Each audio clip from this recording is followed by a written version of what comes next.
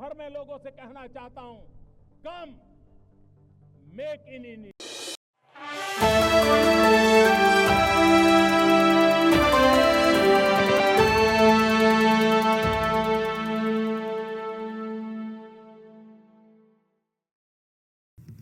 धन्यवाद आदरणीय संजय जी। मीडिया के सभी बंधुओं का बहुत अभिनंदन एवं सभी को नमस्कार। आज सुबह से जब हम मीडिया देख रहे हैं, अखबार पढ़ रहे हैं और टीवी देख रहे हैं, तो मुख्यतः दो समाचार, दो खबरें सुर्खियों पर हैं। पहला खबर है, राहुल गांधी विदेशी भूमि में जाकर वही करते हैं जो वो कई दशकों से करते आ रहे हैं, भारत की बेइज्जती और भारत का अपमान। अमेरिका में राहुल गांधी ने भारत का अपमान किया है। ये कोई नई बात नहीं है, पहली बात नहीं है, ये एक सुर्खी है आज की। इस पर हम विस्तार से बात करेंगे। और दूसरी बड़ी खबर है कि आज से कांग्रेस के तमाम बड़े नेता चोर मचाए शोर, ये देश के भिन्न भिन्न भागों में जाकर आज से प्रेस कॉन्फ्रेंस करेंगे मां बेटे को बचाने के लिए। जो ईडी ने सोनिया जी और राहुल जी को नामांकित किया है, बाय नेम मेंशन किया है अपने चार्जशीट में, उन दोनों के खिलाफ जो कार्यवाही हो रही है कोर्ट में, अभी सुनवाई है 25 तारीख को, और आगे जो कार्यवाही होने की संभावनाएं हैं, दोनों जेल जा सकते हैं और जाना भी चाहिए। जब देश को लूटा है तो जेल जाएंगे ही। वैसे में पूरे देश में एक माहौल बनाने का, एक अशांत माहौल बनाने का प्रयास कांग्रेस पार्टी करेगी। आज इन दोनों विषयों पर विस्तार से बात करेंगे। राहुल गांधी ने अमेरिका में किस प्रकार से भारत और इलेक्शन कमीशन को बदनाम करने की कोशिश की, मैं उस विषय पर आऊं, मगर उससे पहले मैं राहुल गांधी जी को एक बात स्पष्ट रूप से कहना चाहता हूं और देशवासियों को भी कहना चाहता हूं कि जो व्यक्ति और इनकी माताश्री 50,000 के मुचलके पर बेल पर बाहर हो, वो जाकर विदेश की धरती पर हिंदुस्तान को अपमानित करे और उन्हें लगता हो कि लोग उस पर विश्वास करेंगे, तो वो उनका भ्रम है। Those who are out on bail of 50,000 rupees, if they feel that they can destroy the image of this great democracy by speaking outside of this country, then they are totally on the wrong side of the line. आप सभी जानते हैं कि 2018 में जब मां बेटे को नेशनल हेराल्ड की केस में बेल मिला था, 50,000 रुपए की श्योरिटी पर दोनों को बेल मिला था। और जब यह बेल मिला था, उस समय एक जश्न भ्रष्टाचार बैंड बाजा के साथ मां बेटे बेल पाकर कोर्ट से अपने ऑफिस तक गए थे। तो उस समय भी हमने कहा था, this is nothing but celebration of corruption, ये भ्रष्टाचार का जश्न है। और आज भी ब्लेटेंट जश्न मनाने की कोशिश कांग्रेस पार्टी कर रही है। मैं एजेएल के पूरे डिटेल में नहीं जाने वाला हूं, क्योंकि एजेएल और नेशनल हेराल्ड के केस को आप जानते हैं। हम लगभग अनेकों वर्षों से इसको लोकतांत्रिक तरीके से जनता के सामने रख रहे हैं कि किस प्रकार से मां और बेटे सोनिया गांधी और राहुल गांधी जी ने यंग इंडिया नामक एक कंपनी बनाई, जिसके कि 76% के दोनों स्टेक होल्डर थे। और 76% के स्टेक होल्डर होने के बाद नकली कंपनी से लोन लेकर 1 करोड़ का, डोटेक्स इंडिया से लोन लेकर मात्र 50 लाख रुपए दिया एजेएल को, जो कि होल्डिंग कंपनी है नेशनल हेराल्ड की, और 50,000 के एवज में 5,000 करोड़ की जो प्रॉपर्टी है एजेएल की, पूरे देश भर में उसका मालिकाना हक अपने पास ले लिया। शांति भूषण, मार्कंडेय, काटजू जैसे शेयर होल्डर को इससे दूर रखा गया, उन्होंने भी आपत्ति की थी। मगर विषय यह नहीं है जो कांग्रेस के खड़गे जी कह रहे हैं, चिदंबरम जी आज कहने वाले हैं और कह भी रहे हैं कि ना कोई संपत्ति बेची गई, ना कोई संपत्ति वहां से हिला। तो गड़बड़ी हुई कैसे? गड़बड़ी यूं हुई कि ईडी की चार्जशीट चिदंबरम साहब पढ़े होंगे, वो पढ़ते तो हैं, मगर उन्होंने वो पोर्शन डिलीट कर दिया है। ईडी ने बहुत स्पष्ट रूप से कहा है कि ये जो प्रॉपर्टी है एजेएल की, चाहे वो बहादुर शाह जफर मार्ग पर हेराल्ड बिल्डिंग हो, चाहे वो लखनऊ में उनकी प्राइम लोकेशन पे प्रॉपर्टी हो, चाहे वो भोपाल में उनकी प्रॉपर्टी हो। कल माननीय अध्यक्ष जी हमारे आदरणीय जेपी नड्डा जी ने बहुत ही ल्यूसिड एंड सुंदर तरीके से हिमाचल प्रदेश में किस प्रकार से धांधलेबाजी चल रही है नेशनल हेराल्ड की, उस विषय को हिमाचल प्रदेश की भूमि पर ही रखा, चाहे हिमाचल प्रदेश की प्रॉपर्टी हो। इन सब प्रॉपर्टी, वो प्रॉपर्टी तो वही है, मगर ये प्रॉपर्टी को जरिया बना करके, इस प्रॉपर्टी को औजार बना करके प्रोसीड्स ऑफ क्राइम जनरेट किया जा रहा था। अब नेशनल हेराल्ड तो 2008 में छपना बंद हो गया, तो ये प्रोसीड्स ऑफ क्राइम कैसे बना, वहां से उगाई कैसे हुई। आप देखिए, एक बिल्डिंग है बहादुर शाह जफर रोड में, और एक अखबार वहां पहले छपती थी। तो इन्होंने क्या किया, बोगस एडवर्टाइजमेंट, हम नेशनल हेराल्ड में एडवर्टाइजमेंट देंगे और उस एवज में 38 करोड़ रुपया जो है ये मां बेटे ने ले लिया। 38 करोड़ रुपए मां बेटे ने लिया है बोगस एडवर्टाइजमेंट के लिए। क्या एडवर्टाइजमेंट ना, हम नेशनल हेराल्ड में एडवर्टाइजमेंट देंगे। जब लिस्ट देखा ईडी ने तो किसका एडवर्टाइजमेंट है, कोई गुड्डू सिंह है, कांग्रेस पार्टी का कोई छोटा सा नेता है, और उसने बोला है मेरे बेटे के जन्मदिन की बधाई मैं दूंगा उस पेपर में, और किसी ने बोला है मैं सोनिया जी के जन्मदिन की बधाई दूंगा, उसके लिए मैं 50 लाख रुपए देता हूं। अरे जब पेपर ही छप नहीं रहा है तो एडवर्टाइजमेंट कहां दोगे। तो ये जो बोगस एडवर्टाइजमेंट है उसके नाम पर 38 करोड़ रुपया लिया है। ठीक उसी प्रकार बोगस डोनेशन कि हम नेशनल हेराल्ड के लिए डोनेशन देना चाहते हैं, और कई लोगों ने डोनेशन दिया। एक बहुत बड़ी लिस्ट बना करके 18 करोड़ रुपए डोनेशन का जनरेट किया, मगर जब डोनर लिस्ट देखा गया तो लिस्ट ही नहीं है। किसने दिया भैया ये डोनेशन, तो अखबार ही नहीं छप रहा है तो काहे का डोनेशन। तो 18 करोड़ रुपए बोगस डोनेशन आपने लिया है। और बोगस एडवांस रेंट, बिल्डिंग है नेशनल हेराल्ड की बहादुर शाह जफर मार्ग पे, सबसे बड़ी बिल्डिंग है। हम रेंट लेंगे इस बिल्डिंग में, कल से हम यहां पर कॉमर्शियल एक्टिविटी शुरू करेंगे, यह करके लगभग अनेकों कंपनियों ने 38 करोड़ रुपए डोनेट कर, मतलब एडवांस रेंट दे दिया कि हम अगले महीने से वहां अपना कॉमर्शियल गतिविधि आरंभ करेंगे। मगर किसी प्रकार का कॉमर्शियल गतिविधि वहां नहीं है। जब चेकिंग किया गया तो ये जो 18 करोड़ रुपए का बोगस डोनेशन है, ये जो एडवांस रेंट है 38 करोड़ रुपए का, और जो 29 करोड़ का बोगस एडवर्टाइजमेंट है, ये सारे पैसे कहां गए। कुल मिलाकर के ईडी कहती है ये प्रोसीड ऑफ क्राइम्स जो है ये 988 करोड़ का है। ये 988 करोड़ का बोगस डोनेशन आखिरकार मां बेटे के जेब में गया है। तो मां बेटे को लगता है कि वो बच जाएंगे, तो गलत है। They are not going to be excused and they are not going to be saved. The law is going to take over and catch them. कानून के हाथ लंबे होते हैं, ये हमने सुना है, और होते ही है, ये नहीं छूटने वाले हैं। और यही फ्रस्ट्रेशन है, राहुल गांधी जी का यही फ्रस्ट्रेशन है कि आज वो विदेश की भूमि में जाकर भारत और भारत के महान लोकतंत्र को अपमानित कर रहे हैं, उसे बदनाम कर रहे हैं। बॉस्टन के ब्राउन यूनिवर्सिटी में उनका कोई लेक्चर होना है, वो लगभग 3 दिन की ट्रिप में यूएस पहुंचे हैं। और विडंबना देखिए, जब यूएस के उपराष्ट्रपति भारत में हैं, उस समय यूएस की भूमि में जाकर भारत को अपमानित और भारत के लोकतंत्र के खिलाफ कहना, यह आदत ऐसी ही है कांग्रेस पार्टी की। आप याद करिए, जब कॉमनवेल्थ हो रहा था उस समय भी यूएस में जाकर, और उस समय भारत में भारत के खिलाफ राहुल गांधी और उनके तमाम जो उनके नेतागण हैं वो कह रहे थे। राहुल जी अमेरिका में जाके इलेक्शन कमीशन को कॉम्प्रोमाइज्ड बताते हैं। वो कहते हैं कि महाराष्ट्र के चुनाव में जिस प्रकार का मतदान हुआ वो एक तरह से फर्जीवाड़ा था। महाराष्ट्र में भारतीय जनता पार्टी को और उनके अलाइज को जीतना नहीं था, और कहीं ना कहीं इलेक्शन कमीशन ने हमारे साथ समझौता किया।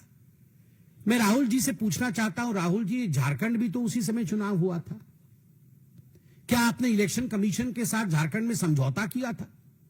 आप एक बार सोरेन जी से पूछिए, क्या उन्होंने समझौता किया था इलेक्शन कमीशन से? प्रियंका वाड्रा उसी चुनाव में जो बाई इलेक्शन हुए थे, उसी समय उसी कालखंड में जो बाई इलेक्शन हुए थे, उस बाई इलेक्शन में वो जीत के सदन में आई पैलेस्टाइन का बैग टांग करके। आप बताइए, क्या प्रियंका वाड्रा ने रॉबर्ट वाड्रा की मध्यस्थता से इलेक्शन कमीशन के साथ कोई कॉम्प्रोमाइज किया, तभी उसकी जीत हुई, या वो अपने मेहनत पर जीत कराई?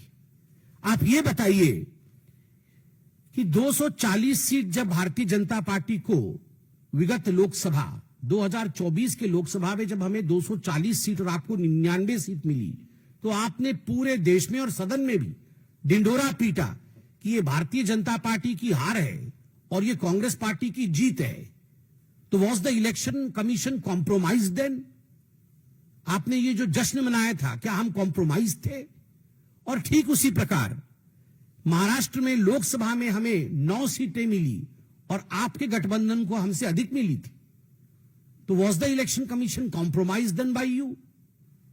केवल इतना ही नहीं, आपने सामने बैठा करके सदन में अयोध्या सीट हम हार गए, इस प्रकार से आपने पूरा सेलिब्रेशन किया। क्या इसके पीछे आपका किसी प्रकार का कॉम्प्रोमाइज था इलेक्शन कमीशन के साथ? किस प्रकार से यह संभव हुआ? क्योंकि भारत में आज फ्री एंड फेयर इलेक्शन होता है, भारत में आज सजीव लोकतंत्र है, इसी कारण यह संभव हुआ। विदेश की भूमि में जाकर भारत पर इस प्रकार हमले करने वाला राहुल गांधी याद रखे कि वो 50,000 की बेल पर बाहर है, वो गुनहगार है, वो भ्रष्ट है, उसने चोरी की है, डकैती की है। नेशनल हेराल्ड का केस चोरी का केस नहीं है, डकैती का केस है। 5,000 करोड़ की प्रॉपर्टी का मात्र 50 लाख रुपए देकर और 440 करोड़ रुपए का इनकम टैक्स गबन करके उसे चोरी और भ्रष्टाचारी नहीं कहते हैं, वो डकैती होती है। मां बेटे ने डकैती की है और डकैती करने के बाद इनकी इतनी हिम्मत है कि विदेश की भूमि में जाकर आप हिंदुस्तान के लोकतंत्र के ऊपर उंगली उठाते हैं। राहुल गांधी, आपसे नहीं हो पाएगा हिंदुस्तान में राजनीति, तो जाकर के किसी और देश से चुनाव लड़िए, मगर जिस थाली में खाते हैं अगर उस थाली में आप छेद करेंगे तो आप देशद्रोही कहलाएंगे। You are traitor. Rahul Gandhi traitor हैं, केवल इसलिए नहीं क्योंकि विदेश की भूमि में जाकर देश की संस्थाओं का अपमान करते हैं और देश के लोकतंत्र को हीन बताते हैं, वो इसलिए भी ट्रेटर हैं क्योंकि देश की संपत्ति का करोड़ों करोड़ रुपए नेशनल हेराल्ड के माध्यम से उन्होंने गबन किया है और केवल अपने सहूलियत के लिए, अपने आराम के लिए गबन किया है। और याद रखिए राहुल गांधी, आप और आपकी माताश्री बचने वाली नहीं है। ईडी के गुस्से को ईसी पर निकाल रहे हो, एनफोर्समेंट डायरेक्टरेट के गुस्से को आप इलेक्शन कमीशन पर निकाल रहे हो। इससे कुछ नहीं होगा। 2 दिन आप पन्नों पे छपोगे, अखबारों में आओगे, मगर ईडी आपको छोड़ेगी नहीं, क्योंकि तथ्य के आधार पर एजेंसीज काम करते हैं और तथ्य ओपन एंड शट केस का है। यह जो नेशनल हेराल्ड का केस है, ये ओपन एंड शट केस है जिसमें मां बेटे ने लूट मचाई है और आपको इसमें छोड़ा नहीं जाएगा। प्रोसीड्स ऑफ क्राइम के साथ आप पकड़े जाएंगे और आप जेल के पीछे जाएंगे। बहुत बहुत धन्यवाद। कोई प्रश्न हो तो अवश्य पूछे।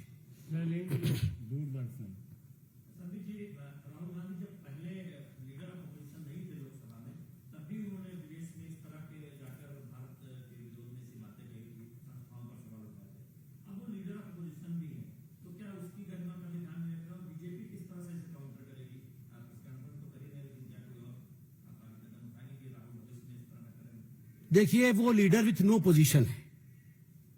आप कह रहे हैं लीडर ऑफ अपोजिशन है, मगर व्यवहार देख के तो लगता है लीडर विथ नो पोजीशन है। अपने पार्टी के अंदर भी पोजीशन नहीं है। आप पूछ लीजिए जाके कांग्रेस वालों से, वो खुद बता देंगे आपको, व्यक्तिगत रूप से बता देंगे राहुल गांधी क्या है।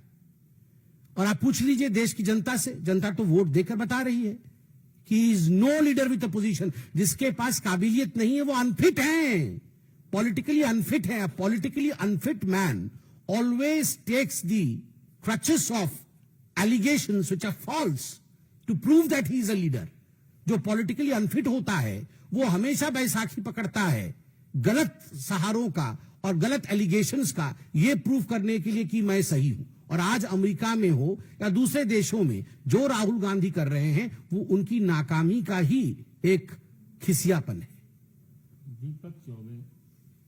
राहुल गांधी भी कह रहे हैं कि 5:30 बजे के बाद जो आंकड़ा है वो इलेक्शन कमीशन नहीं बता रहा, जो 65 वोट आए थे, कहीं ना कहीं इलेक्शन कमीशन मिला हुआ है। दिल्ली के चुनाव से पहले ये विषय उठाया गया था। आप सब महान पत्रकार हैं, आप सब भी इलेक्शन कमीशन के उस प्रेस कॉन्फ्रेंस में मौजूद होंगे जिसमें चीफ इलेक्शन कमिश्नर ने बकायदा एक एक विषय का क्रमांक जवाब दिया था। मैं इलेक्शन कमीशन के आधार पर जवाब नहीं दे सकता क्योंकि मैं एक पॉलिटिकल पार्टी हूं, मगर वेबसाइट पर और आज भी आप अगर गूगल करेंगे तो जवाब आपको स्वयं मिल जाएगा। एक एक प्रश्न का जवाब दिया है इलेक्शन कमीशन ने। और इलेक्शन कमीशन ने यह भी कहा है किसी को किसी प्रकार का संशय है तो हमारा प्लेटफॉर्म खुला हुआ है, आप आइए, आके पूछिए। उसके बाद कोर्ट के दरवाजे भी खुले हैं। आपको अगर इलेक्शन कमीशन के किसी भी जवाब से तथ्यात्मक जवाब नहीं मिलता है, आपको लगता है, आप हिंदुस्तान के कोर्ट पर भरोसा नहीं करते हैं क्या? आप जाइए, कोर्ट में जाइए, प्रश्न उठाइए। मगर अमेरिका में जाकर हिंदुस्तान का लोकतंत्र कॉम्प्रोमाइज्ड है, ऐसा केवल देशद्रोही ही कह सकता है, कोई दूसरा नहीं कह सकता। रविकांत राय।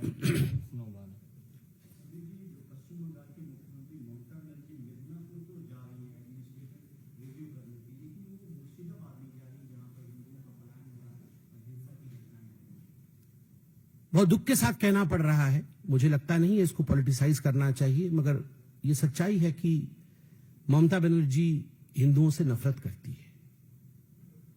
यही अगर किसी मुसलमान भाई के साथ अत्याचार हुआ होता तो ममता बनर्जी वहां हो हल्ला काट कर 3 दिन से कैंप करके बैठी होती।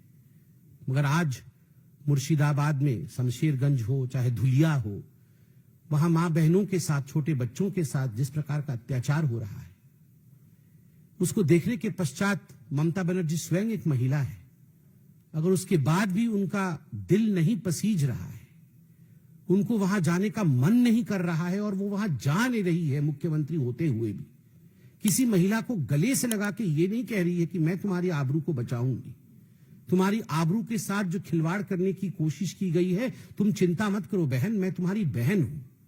जो पिता और बेटे को, चंदन और हरगोविंद को मार दिया गया, टुकड़े टुकड़े करके मार दिया गया, वो कम्युनिस्ट पार्टी के कार्यकर्ता थे।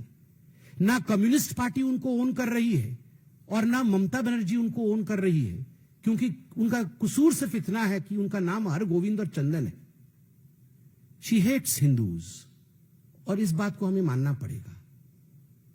Is concerned, we firmly maintain the stand of Bharatiya Janata Party that there are clear division of power in the Constitution of India and every institution respects the other institution in this beautiful democracy of ours.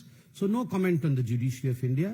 It's a very good system in India that is in place and we'll all work together for the betterment of this country. That is all. देखिए, वो loading का तो मैं अर्थ नहीं जानता हूं, मगर मैं इतना बता सकता हूं कि जहां तक यूसीसी का विषय है उसमें भारतीय जनता पार्टी बैकफुट में क्यों रहेगी? भारतीय जनता पार्टी ने अपने मैनिफेस्टो में हमेशा यूनिफॉर्म सिविल कोड के विषय में गर्व के साथ कहा है और केवल भारतीय जनता पार्टी ने नहीं कहा है, सुप्रीम कोर्ट ने भी इस विषय को बार बार निर्देशित किया है कि यूसीसी एक बहुत आवश्यक विषय है जिस पर संज्ञान लेने की आवश्यकता है सरकारों का। तो इस पे ये तो हमारा स्टैंड है, माननीय प्रधानमंत्री जी ने कहा है। देखिए, राहुल गांधी जॉर्ज सोरोस के एजेंट हैं। Rahul Gandhi is the agent of George Soros. George Soros के चंदे पर राहुल गांधी का धंधा चलता है और जॉर्ज सोरोस ही बताता है इनको कि क्या करना है, कैसे कपड़े पहने हैं, कैसी एक्टिंग करनी है। ये देखिए, ये सारे के सारे आप समझ लीजिए एक बात क्लियरली, ये जॉर्ज सोरोस इनका ट्यूशन मास्टर है और ये देश में हिंदुस्तान के लोकतंत्र को कैसे बदनाम किया जाए, कैसे हमारी इकोनॉमी ध्वस्त हो जाए, हमारा मार्केट कैसे गिर जाए, इसलिए जॉर्ज सोरोस ने, मेरे मुंह से चोरोस निकल रहा था, जॉर्ज सोरोस ने वो चिन्हित किया है 5-6 लोगों को कि ये राहुल गांधी एक कॉम्प्रोमाइज हो सकता है, ये देशद्रोह कर सकता है। ये अरविंद केजरीवाल, इसको बोलो ये एक्सेल शर्ट पहनेगा, डबल एक्सेल शर्ट पहनेगा, रेनॉल्ड पेन लगाएगा और स्लीपर पहन के राष्ट्रपति के घर जाएगा, बाद में अच्छे से नाचेंगे, बाद में सब कुछ चलेगा, मगर पहले ऐसे सब एक्टिंग करनी है। तो ये सब राहुल गांधी को भी ये टी शर्ट पहनना है, जींस पहनना है, युवा में घुसना है, ये सब सोरोस ने सिखाया है। जाके यूएस में इस प्रकार से भाषण देना है, इंडिया के विरोध में कहना है, मगर इंडिया की जनता बहुत बुद्धिमान है। अब ये जॉर्ज सोरोस की कंपनियां यहां नहीं चलने वाली है, अब बंद होगी राहुल गांधी की कंपनी भी। आनंद पांडे, TV9। देखिए, जहां तक इस विषय का उत्तर है, इसका उत्तर हमारे राष्ट्रीय अध्यक्ष माननीय नड्डा जी ने दिया है। और मुझे लगता है जब पार्टी का सर्वोच्च पद इस पर उत्तर दे चुके हैं, उसके पश्चात उत्तर देने को कुछ शेष नहीं रहता। हम सबका उत्तर वही है जो माननीय नड्डा जी का है। देखिए, सब कुछ तो उन्होंने कह दिया है, मुझे लगता है हमें बस मेयर बना लेना चाहिए। इतना हम क्यों इतना लड़े, अब उन्होंने सब कुछ कह दिया है, हमारे मेयर बनेंगे, अच्छा काम करेंगे।